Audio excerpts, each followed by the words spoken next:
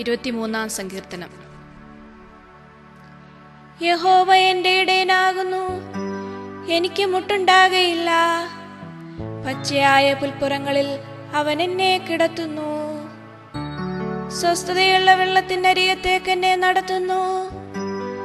എന്റെ പ്രാണനെ അവൻ തണുപ്പിക്കുന്നു. തിരുനാമ നിമിത്തം എന്നെ നീതിപാതകളിൽ നടത്തുന്നു. കൂരിരുൾ താഴ്വരയിൽ കൂടി നടന്നാലും ഞാനൊരു അനർത്ഥവും ഭയപ്പെടുകയില്ല.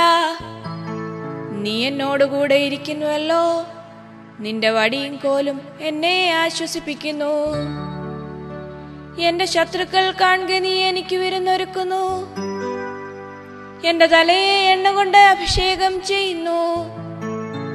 എന്റെ പാനപാത്രവും നിറഞ്ഞു കവിയുന്നു. നന്മയും കരുണയും എന്റെ ആയുഷ്കാലമൊക്കെയും എന്നെ പിന്തുടരും. ഞാൻ യഹോവയുടെ ആലയത്തിൽ ദീർഘകാലം വസിക്കും.